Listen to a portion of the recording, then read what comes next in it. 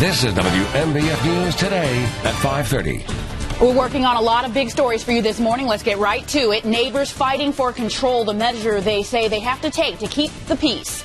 And a smoke-free Conway, what lighting up a cigarette could potentially do. Then, more efforts to keep everyone safe during the Memorial Day weekend holiday. The extra steps one local police chief plans to take to curb the violence. Also, crews back on the scene of a house fire they just finished putting out.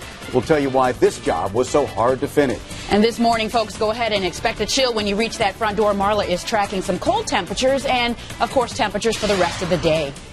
Thank you, Theo. Yeah, temperatures are chilly right now. 34 from North Myrtle Beach, 36 in Myrtle Beach. And then once you head to inland Horry County, they drop down to the freezing mark for Conway and Marion, 33 for Florence. And we have seen the winds kind of pick up a little bit, so we even have a wind chill. It feels like 25. That's the number you need to dress for in Myrtle Beach. So pretty cold start to the day. 33 the wind chill in Florence and 26 the wind chill for Laurinburg. The good news is lots of sunshine and pretty nice temperatures this afternoon. A very fast climb in temperatures. I would say between 8 o'clock and 11 o'clock, you're going to notice a big difference in the numbers, getting up to close to the 60-degree mark by the middle of the afternoon. I'll have a look at the day ahead coming up at 5:45.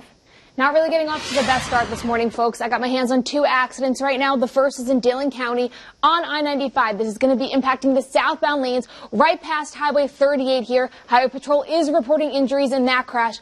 Avoid that area if you can. Another accident in Myrtle Beach. This is on Holmestown Road. This is right off of Highway 17, and this is the area we're seeing a lot of that road work. That's going to be off of Scipio Lane, which is right near the South Strand Rec Center. You're going to want to watch out for that crash, too. Still waiting to hear if there are any injuries there. Now, taking a look at roads elsewhere, everything looks great. 17 at 10th Avenue North is a perfect drive right now, and 501 is as well. But if you're headed on I-95 or out on Holmestown Road, just watch out for those accidents. David? Jenna, thank you for that. Wicked Sticks Golf Links up for sale. Whether it's new homes or more shopping that takes over, you can certainly plan on hitting more traffic in what is an already very busy area. Katrina Helmer joins us live from where County Council will hear tonight's first reading on zoning this area. And Katrina, an issue that should have us all paying attention because the pattern in terms of traffic there already pretty crazy. Yes, and that extra traffic, that potential extra traffic, has the Southwood neighborhood worried. So that's why they're in talks right now with the county to see how and if they can actually reclaim their neighborhood roads. Southwood butts up against the Wicked Stick Golf Links golf course on Bypass 17. As it is, they already have a lot of traffic through their neighborhood as drivers trying to find shortcuts from 544 to Lowe's or Walmart. The residents are currently contesting how some of the golf course property is zoned because they do not want another big box store to set up shop in their backyard and cause even more traffic. No matter how things go at tonight's first reading of the new zoning maps, the neighborhood is considering a backup plan. The neighborhood is looking to take back control of their roads from the county and create a gated neighborhood to keep extra commuters out. We just like to cut that traffic out along with any traffic from the future development of the property at Wicked Stick. That would save our roads and provide us with a safety factor in the community that we don't have so many vehicles driving through except the vehicles that are supposed to be in there.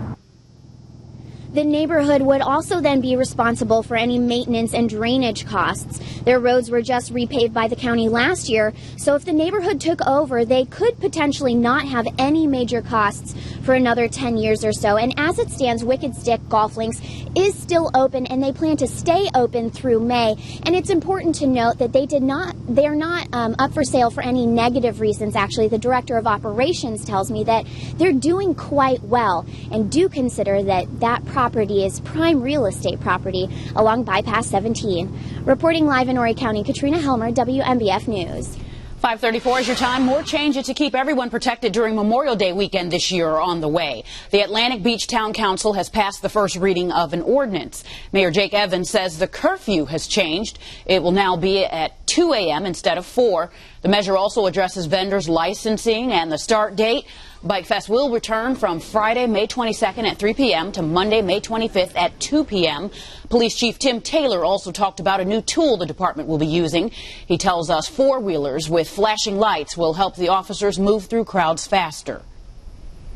And also I'm putting together a command staff with 4 other chiefs in the state of South Carolina that's going to come down during that week and give me a hand. Chief Taylor will also be headed to Daytona Beach, Florida for their bike week to get more safety ideas. The Bike Fest committee will be looking at the ordinance next week to make any changes before it goes to council for its final reading. We have the photos of two men accused of robbing a Kangaroo gas station in Myrtle Beach. Take a look. These are from the security camera at the convenience store on 2nd Avenue North. Police say the two men walked into the store wearing gloves, masks, and hats last Friday. They took out guns and were able to get cash before running off. Call Horry County Police if you recognize these men. And right now, here is a closer look at the man wanted in connection to an armed robbery at a Dollar General. This incident happened in Longs on Highway 905 Friday night. Horry County Police say the man walked into the store and robbed the employees at gunpoint. He's also believed to have tattoos around the eyes and a beard and a mustache. The man was able to get away with some money. For a closer look at these pictures, head to the WNBF News Facebook fan page. Make sure to share them with your friends to help police catch the suspect. An update for you now on a shooting in Aynor that sent one man to the hospital this morning. 26-year-old Brian Gore remains at J. Reuben Long Detention Center. Police say Gore shot a man after an argument over money and property on Marshland Road Saturday night. The victim was able to drive to a nearby fire station for help. The man was hit in the arm and leg. He is expected to be okay. Bond has not yet been set for Gore.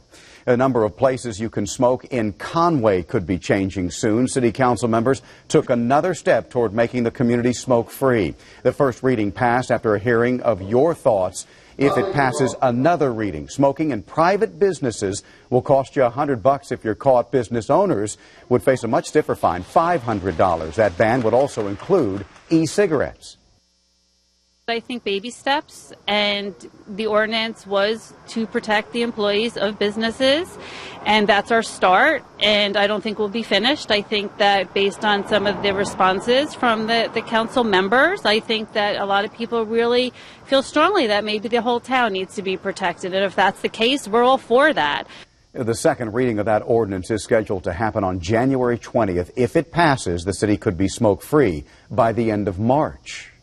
Your kids could soon be learning a lot more about guns in South Carolina schools. The Second Amendment Education Act of 2015 would give students the chance to learn about why the right to bear arms was ever included in the Bill of Rights.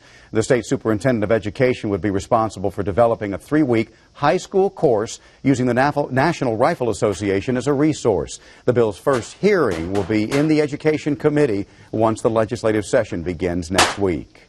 22 people have applied to be the next president of the Coast RTA. Now the agency's selection committee will review the application packets. This follows, of course, the former president, Myers Rollins, being fired last April after David's special news investigation. A timeline for when a new president will be announced has not been given. More details overnight. The Murrells Inlet Garden City Fire Department has been at this house on South Waccamaw Drive. This is video from the scene when it first caught fire yesterday. Those flames caused a partial roof collapse. Around 10 last night, a security guard called to report the fire had rekindled. Crews say structural issues prevented them from being able to go inside. The fire chief for North Myrtle Beach has announced his plans to retire. Chief Tom Barstow has helped protect families in the city for 34 years. He first became a firefighter in North Myrtle Beach back in 1980. Barstow took on the position as the city's 4th fire chief in 1996. He and his wife will be retiring to a home in the North Carolina mountains. His last day on the job is February 20th. Barstow says he is leaving the best department in the state. Best of luck to him in his retirement. In Washington, the 114th Congress gets underway today with Republicans taking full control. Yeah, and they're looking to put a lot of their ideas on President Obama's desk. Tracy Potts is on Capitol Hill right now with what you can expect. 71 new lawmakers unpacking. I am so ready to get to work. A Democrat in the White House versus Congress now fully controlled by Republicans. I do think we'll see a lot that will get done, a lot that will sit on the president's desk. Americans are tired of words. They want to see work. It'll be a mixture of confrontation and compromise. Their first test, the Keystone XL oil pipeline. Republicans insist it'll create 42,000 construction jobs. Most important issue is to make sure we're creating good-paying middle-class jobs. The House plans to approve Keystone Friday. The Senate's expected to vote later this month. And while Republican leaders expect a presidential veto, the White House says not necessarily. I'm not prepared at this point to issue a veto threat. We don't want to put the cart before the horse here. A clash over immigration could come next as Congress tries to extend Homeland Security funding past February. One possible area of agreement, infrastructure, fixing roads and bridges. We're going to continue to fund infrastructure, but the question is, are we going to pay for it? Get phone lines set up, get computers set up. Moving in and moving on. New lawmakers, new offices, new hope for compromise. Tracy Potts, NBC News, Washington. Well, happening now, if your kids are trying to score some cash for college next fall, snap out of holiday mode and get moving, because now is the time to apply for financial aid. The first few days of the new year are the absolute best time to apply. Students can submit the nationwide financial aid application known as FAFSA starting on January 1st. FAFSA is extremely important because it covers financial aid from the federal and state governments as well as from the schools they're applying. And applying early is the best way to maximize the money you can get for college tuition assistance. Some states and colleges have a limited amount of aid available, and it's usually distributed on a first-come, first-served basis. Make sure you check with the schools your kids are applying to, because some have a deadline and need to receive the FAFSA application by April 1st. In the studio, Mandy Knoll, WNBF News. Mandy, good advice. Thanks for that. Today, jury selection will begin in the trial of former South Carolina police chief accused of murder. Richard Combs was let go in 2011 after allegedly shooting an unarmed man to death. Combs claims it was self-defense. Investigators say Combs killed Bernard Bailey after the men got into a fight outside Town Hall. Combs is facing life sentence if convicted.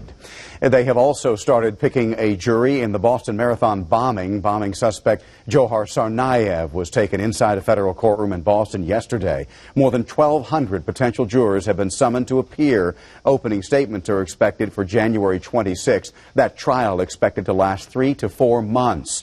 Prosecutors say they will seek the death penalty if Tsarnaev is convicted. 2 women who have accused Bill Cosby of sexual assault have joined a defamation lawsuit. They claim he publicly called them liars through statements. The complaint was filed Monday in Western Massachusetts. Cosby's publicist has not responded. Since November, at least 15 women have said Cosby sexually assaulted them decades ago. He's never been charged. Driving drunk not only puts other drivers at risk, it puts your finances at risk for years. Up next, the real costs of a DUI. And we're in for a sunny afternoon with highs in the 50s. And I'm tracking a cold front that's going to drop those temperatures. Stay tuned. Your full forecast is ahead.